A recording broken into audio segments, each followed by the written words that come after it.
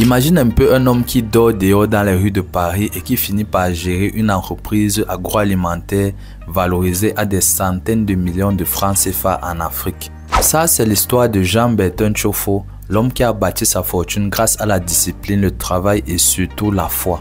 Originaire de l'Ouest Cameroun, Bertin a décidé de tenter sa chance en Europe pensant y trouver une vie meilleure. Mais très vite, la réalité lui a violemment rappelé que l'Eldorado n'était pas pour tout le monde. Sans emploi fixe, sans contrat de travail, il n'avait même pas droit à une location décente. Il vivait au jour le jour avec un petit boulot qui ne suffisait même pas pour se loger. Comme beaucoup d'autres à Paris dans sa situation, il pouvait se nourrir, s'habiller, mais pas se loger. Résultat, il devient SDF dormant dehors malgré son emploi.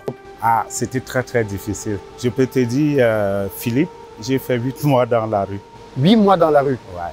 La pire des choses, je me souviens un jour, il était 18 h en hiver, donc la nuit tombait déjà et il neigeait. J'avais un petit sac au dos et je n'avais pas encore mangé et je ne savais pas où dormir. À chaque moment, je revois ce film et je dis plus jamais.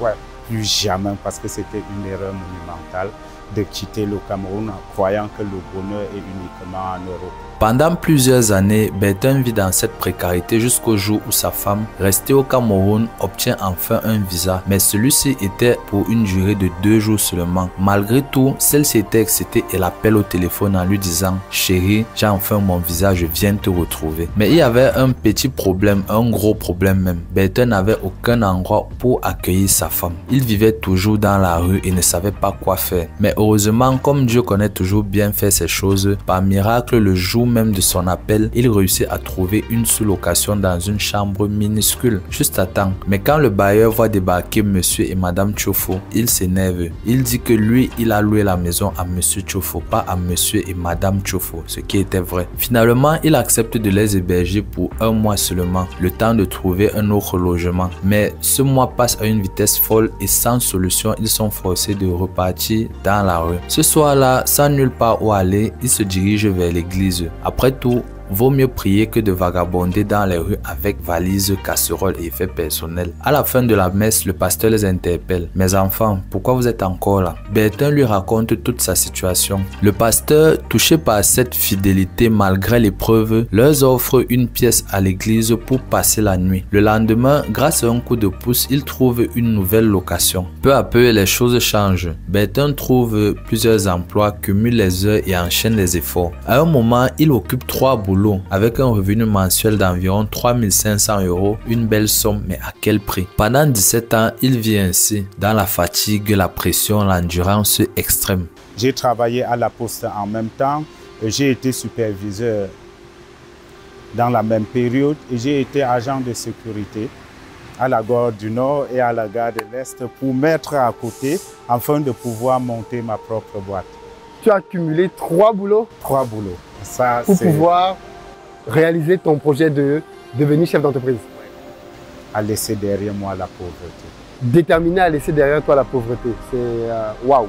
Jusqu'au jour où il prend une décision qui est de monter sa propre entreprise. C'est ainsi qu'avec quelques de ses amis de l'église, il lance Pafix Service, une société spécialisée dans la gestion d'établissements de restauration rapide comme McDonald's ou Burger King. Au début, il gère un seul restaurant avec 2 employés, mais Bertin, qui a connu la galère, ne rigole pas avec la qualité. Il se donne à fond, gère sérieusement, fidélise ses clients, respecte ses engagements. Et je me souviens ce jour-là, quand j'ai rencontré ce millionnaire juif, j'ai dit, écoutez, je viens vers vous parce que je pense que je peux faire l'affaire vu l'état de vos restaurants, blablabla. Il dit, mais je ne te connais pas comme chef d'entreprise.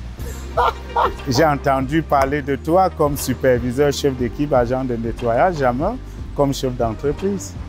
J'ai dit, mais toute chose a un début, monsieur. Essayez, vous allez voir.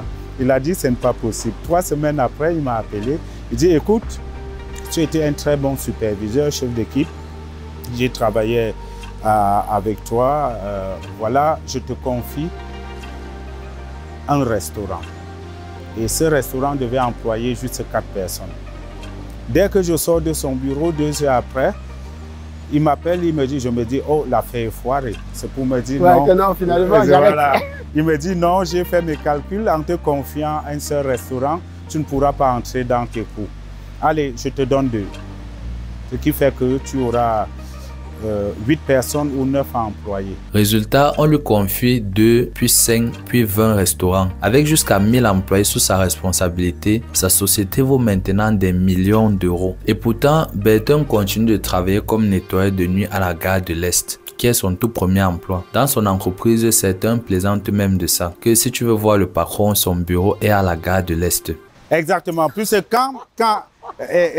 même quand j'étais chef d'entreprise, j'avais 45 employés, j'ai continué à faire mon travail de sécurité. Et certains de mes employés disaient, mais le bureau de Hugo, c'est à la gare de l'Est.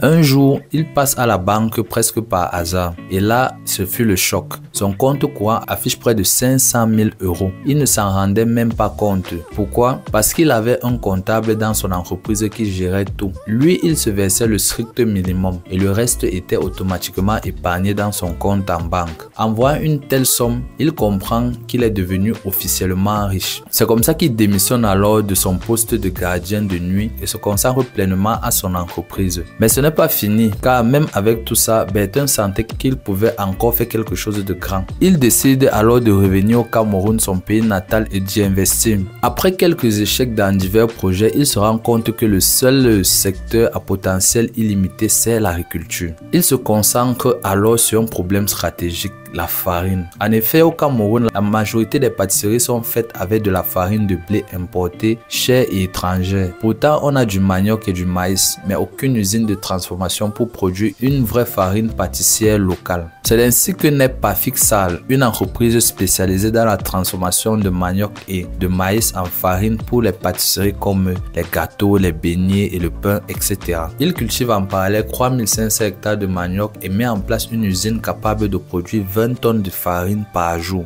C'est énorme. Son objectif est clair, remplacer progressivement le blé importé par la farine locale. Il faut comprendre, Philippe, pour faire une farine qui sera compatible à celle du blé, si on veut faire du 80-20, il faut transformer 80 blé, 20 manioc. Okay. Alors, il faut que la transformation se fasse à moins de 6 heures après la récolte. Ah oui? Oui, sinon ça prend d'autres propriétés, ça se fermente et puis ce n'est plus de la farine pâtissière. On utilise les flash dryers pour sécher, contrairement au manioc où on tape, voilà, c'est-à-dire on écrase ou on râpe. On utilise un flash dryer pour sécher en moins de 20 minutes. Il y a les flash dryers qui peuvent faire 10 tonnes en 1 heure. Ah oui? Ouais.